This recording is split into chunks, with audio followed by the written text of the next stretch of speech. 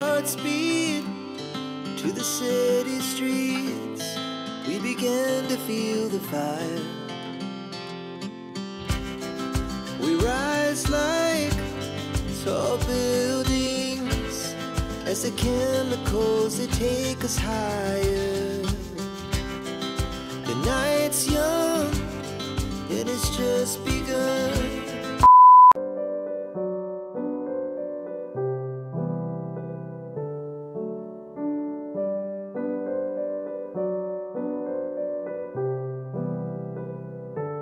Hello everyone, good morning, শুভ সকাল। আমার সকল দর্শক বন্ধুদের জানাই আমার চ্যানেল হ্যাপি উইথ মাম্পিতে অনেক ওয়েলকাম, অনেক স্বাগত। বড়দের অনেক প্রণাম, ছোটদের অনেক ভালোবাসা জানিয়ে আরেকটি নতুন ব্লগে আপনাদের অনেক স্বাগত। আজ হচ্ছে বুধবার, তো গতকালকে অফিস থেকে ছুটি নিয়েছিলাম, কিন্তু আজ আর ছুটি নেওয়া যাবে না, কারণ আজ আমাকে অফিস যেতেই হবে। তো বাবা আগের থেকে অনেকটাই বেটার আছে, তো আজকে ওকে মায়ের বাড়িতে রেখে তারপর আমরা অফিস বেরোবো। আমি যেহেতু আগে বেরোই, তাই প্রভু অফিস যাওয়ার আগে বাবানকে ঘরে রেখে তারপর যাবে। আর আজকে ঘরের বেশ কিছু কাজবাজ করে নিয়েছি। আর এখানে একটা নয়নতারা না অপরাজিতা কোনো একটা কিছু হবে, যতদূর সম্ভব ওই নীলকণ্ঠ ফুল বা অপরাজিতা ফুল, সেই ফুলের গাছ আছে। তো গাছটায় ঠিকঠাক করে জল না পড়াতে গাছটা একটুখানি শুকিয়ে শুকিয়ে যায়। আসলে বুঝতেই পারছেন, এতটা ব্যস্ততার মধ্যে খেয়াল থাকে না সব সময়ের জন্য, আর মাঝে মধ্যেই বৃষ্টি হচ্ছে বলে আর গা করে গাছটায় জল দেওয়া হচ্ছে। তো যাই হোক, গাছটায় জল দিয়ে নিয়েছি, আর সকাল সকাল আজকে বসে পড়েছি ঘরটা পরিষ্কার করতে। গতকালকেই করবো ভেবেছিলাম, কিন্তু বাবান যেহেতু সারাক্ষণ বিছানায় শুয়েছিল, তো সেই জন্য ঘরটার পরিষ্কার করতে পারিনি। আর সপ্তাহে সত্যি কথা বলতে একটা দিন ছুটি থাকে, তাতে করে ঘরের সব কাজ গুছিয়ে করে উঠতে উঠতে প্রায় 5টা-6টা বেজে ফেলে। তাই জন্যই চেষ্টা করি মাঝে যদি একটু সময় পাই করে নেওয়ার জন্য। তো আজ একটু সময় পেয়েছি রান্নার ফাঁকে কাজগুলো গুছিয়ে নেওয়ার জন্য। ওদিকে রান্নাবান্না এখনো পর্যন্ত কিছুই চাপায়নি, প্রভু শুধু ভাতটা বসিয়ে দিয়েছে। তো ভাতটা বসিয়ে দিয়ে এদিকে আমি ঘরের যেসব কাজবাজগুলো আছে সেগুলো করে নিচ্ছি। আর অনেক দিন ধরেই ঘরগুলো ঝাড়া হচ্ছে না, জানি না ঘর কবে ঝাড়তে পারবো। আগে তো প্রত্যেক সপ্তাহে একদিন করে পুরো ঘর পরিষ্কার করে ঝেড়ে নিতাম, এখন সত্যি কথা সেটাও সময় হয়ে উঠছে না। তো যাই হোক, সময় বার করতেও পারছি না, তো আজকে একটু কষ্ট করে সময় বার করেছি।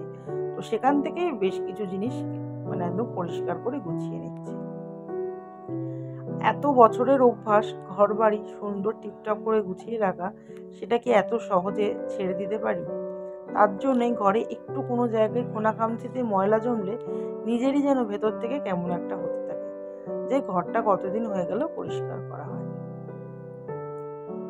বাবানকে তুলে দিয়েছি, তুলে দিয়ে বললাম ব্রাশটা করে নে, ওকে একটুখানি সিদ্ধ ভাত খাইয়ে তারপর মায়ের বাড়ি পাঠাবো। আর ওর চুলটাও বড় হয়েছে। ওর একটা জিনিস জানেন তো, যখনই চুল বড় হয় তখনই ওর একটু জ্বর আসে আর এরকম শরীরটা খারাপ হয়। তো এবারে যদিও চুলটা অতটা বড় হয়নি, কিন্তু তবুও মাথাটা যেহেতু যন্ত্রণা রয়েছে, তাই চুলটা কাটালে ওর শরীরটা একটু হলেও হালকা হবে। তো ওই জন্যই আরও মায়ের বাড়ি পাঠিয়ে দেবো, সেখানে গিয়ে চুলটা কেটে আর স্নান টান করে মায়ের বাড়ি থাকবে। আর আজকে রান্নাবান্না কি করছি চলুন সেটাও আপনাদের সাথে শেয়ার করি রান্নাঘরে গিয়ে। গতকালকে লাল শাক কেটে রেখেছিলাম, বাজারে গেছিলাম, বাজার থেকে একটু লাল শাক নিয়ে এসেছিলাম, আর নিয়ে এসেছিলাম চিকেন আর গিলে মেটে। তো বাবান খাবে চিকেন আর আমরা খাবো গিলে মেটের তরকারি, কারণ আমাদের আবার চিকেন এখন আর ভালো লাগে না খেতে। আর বাবানের যেহেতু জ্বর মুখ, তাতে করে ওর একটু চিকেন খেতে ভালোই লাগবে। সব কিছু মিলিয়ে মিশিয়ে রান্না করব। তো এখানে লাল শাকটা ভাজা বসিয়ে দিয়েছি, আর লাল শাকটার মধ্যে আজকে একটু বাদাম দিয়ে করব। আমার ঘরে কারোরই আবার এটা পছন্দ না, বাদাম দিয়ে শাক ভাজা, কিন্তু আমার আবার এটা একটুখানি বেশ ভালোই লাগে খেতে। তো যাই হোক, সবার পছন্দ রান্না করতে করতে নিজের পছন্দটা কোথায় হারিয়ে যায় নিজেই জানি না, তাই মাঝে মাঝে নিজের পছন্দটাকেও গুরুত্ব দিতে হয়। এখানে শাক ভাজা আর ভাতটা বসিয়ে দিয়েছি, এটা হতে থাক, ততক্ষণ বাদবাকি কাজগুলো করে নিই। শাকটা ভাজা হতে হতে ঘরের বেশ কিছু কাজ গুছিয়ে নিয়েছি, ওদিকে কাচাকুচি ছিল সেগুলোও গুছিয়ে নিয়েছি। এবারে চিকেনটা রান্না করার পালা। তো চিকেন একদমই কম, 2টো লেগ এনেছি, আজকে একটা লেগ রান্না করে দেবো ওকে, আর একদিন আরেকটা লেগ রান্না করে দেবো। আর এখানে এরকম প্রায় 700-800 মতন গিলে মেটে নিয়ে এসেছি। ওই সব কিছুই সমান ভাগে ভাগ করে ফ্রিজে রেখে দিয়েছি। আজকে হাফ রান্না হবে, আবার একদিন পরে আবার রান্না করব। তো এখানে মানে গিলে মেটেটাকে ভালো করে কষিয়ে নেবো মশলা দিয়ে, আর তারপরে রান্নাবান্না শেষ করে জানিয়ে তো আমার আবার ঘর থেকে বেরোতে হবে। তো ফাইনালি রান্নাবান্না শেষ হয়ে গেছে। তো আজকে রান্নাবান্নার মধ্যে বলেই দিলাম, চিকেন রান্না হয়েছে আর শাক ভাজা। আর মায়ের বাড়ি থেকে একটুখানি ইলিশ মাছ পাঠিয়েছিল, তো সেটাও গরম করে নিয়েছি। তো ইচ্ছা আছে অফিসে আমি ইলিশ মাছটাই নিয়ে যাব আর তার সাথে শাক ভাজা নিয়ে যাব। আর গিলে মেটে তরকারি বা চিকেন যাই বলুন না কেন ওটা রাতে রুটি দিয়ে খাওয়া যাবে। তো গ্যাসটা পরিষ্কার করা হয়ে গেছে আর সব কিছু মোটামুটি গুছিয়ে নিয়েছি। ওদিকে ফ্রিজটাও একটুখানি পরিষ্কার করে নিয়েছি। সেটা আর ক্যামেরাবন্দি করা হয়নি। সকালবেলা সত্যি কথা বলতে গেলে একদম ঘড়ি দেখে কাজ আর মানে টাইমের মধ্যে শেষ করতে হয়। তো সেই জন্যই সব কিছু আর ক্যামেরাবন্দি করতে পারি না। তার উপরে আবার নিজের রেডি হয়ে এই যে অফিস যাওয়া। তো অলরেডি মেট্রো করে চলে এসেছি, এটা হচ্ছে শহীদ ক্ষুদিরাম।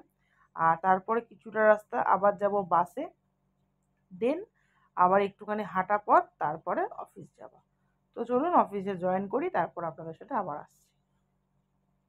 গুড আফটারনুন, কারণ এখন ঘড়ির কাঁটায় বাজে 3টে। আজকে খেতে বসেছি, দেখুন খাবার থালাটা শুধু দেখুন, পঞ্চপদ নিয়ে বসেছি। আসলে সবার সাথে খেতে বসলে এই হচ্ছে একটা প্লাস পয়েন্ট। এখানে আছে ইলিশ মাছ, শাক ভাজা, পুঁই শাক, তারপরে আছে লোটে মাছের তরকারি, কাটি কচু দিয়ে চিংড়ি মাছ, ভোলা মাছ, চিকেন, ডাল। মানে বুঝতে পারছেন কত রকম মেনু। দেখতে দেখতে অফিস টাইম শেষ হয়ে গেছে, এখন ঘড়ির কাঁটায় বাজে 9টা। তো ফাইনালি বাড়ি ফেরার পালা। আর এই সময়টা সত্যি কথা বলতে খুব ভালো লাগে। সারাদিন অফিস করে বাড়ি ফেরাটা সত্যি একটা ভালো লাগার জায়গা।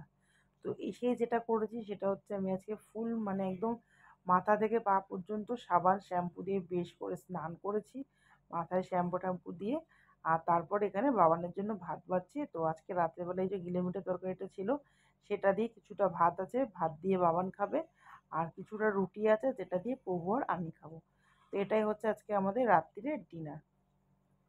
এদিকে ডিনার করব, ডিনার করার পরে কিছু জামা কাপড় আছে যেগুলো সকালে কেচে দিয়ে গেছিলাম, সেগুলো সব ভাঁজ টাজ করে গুছিয়ে নেবো। আজকের মতো ভিডিওটা এখানেই রাখছি। So tata, bye bye and good night. দেখা হচ্ছে নতুন সুন্দর ব্লগে। সবাই ভালো থাকবো, সুস্থ থাকবো।